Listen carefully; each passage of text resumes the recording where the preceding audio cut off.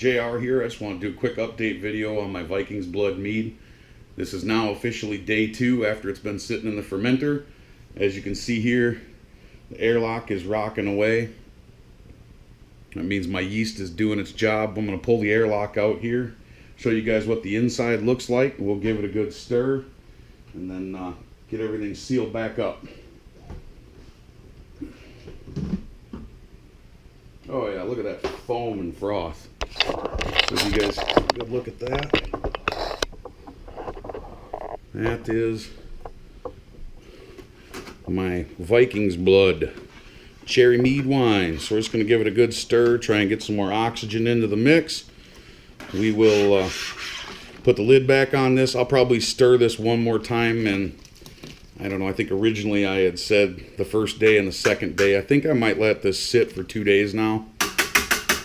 Give it one more mix and let it finish the ferment. 48 hours after pitching my yeast into my must.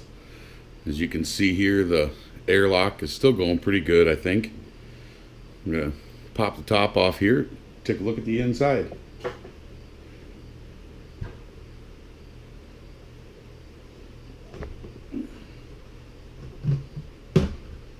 Oh yeah, nice froth going.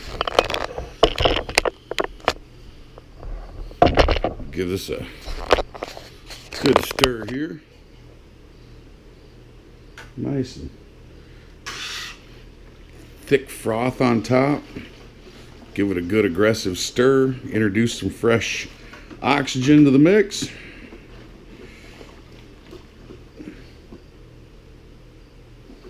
Definitely smelling boozy, you guys. Day 5, and my airlock has stopped bubbling. So we need to pop the lid off this, take a sample and see if there's any sugar left in it, or if my yeast died. I'll put you guys up here on the tripod. We'll take the airlock out and give this thing a look.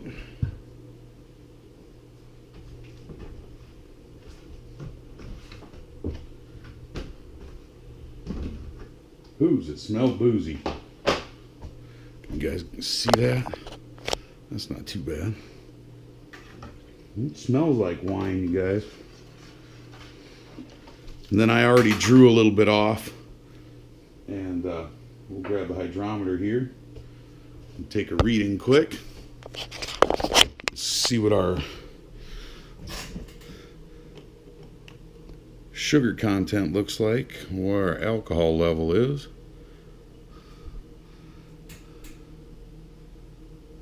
It is down to 0%. That means my yeast ate all the sugar.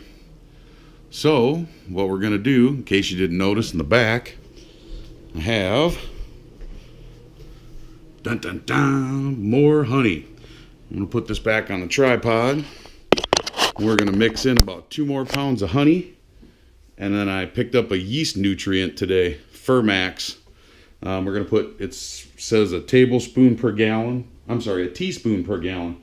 So we're going to put a couple of teaspoons in here and see if we can't kick the yeast back to life and get it to eat this honey. And as you guys can see, I am measuring very carefully. 5-pound jug. And we're going to go to about halfway gone. So we're 2 pounds of honey. So there's more sugar for the yeast to eat.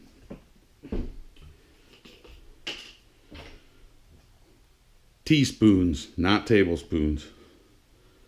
So we'll throw 2 of these in here. 1, 2. And I do still see lots of bubbles in there. Now that I added the honey and the yeast nutrient, we're going to give this a good stir, try and get that honey mixed in well, introduce some more oxygen to the mix. And like I always tell everybody, you can't say always, like I said last time, we're going to pour this back in because honey and cherries are not cheap. So we're just going to stir this up for a minute. We'll put everything back together, put the airlock back on the bucket and leave it ferment. I added sugar and my nutrient and almost forgot to take a second reading. It is right about another 5%. So if we ended up at a true 12%, the first time and 5% this time potential, we should end up something in the neighborhood of 17 proof wine, which would be amazing. Here we are on day 6, and you can tell by the bubbles that my yeast nutrient and adding more sugar woke the mix back up, and we are officially fermenting again. I'm probably just going to leave this sit till the bubbles slow down to 30 seconds in between, maybe if they come to a complete stop. And next time you guys see me, we'll be racking this over into our glass carboy.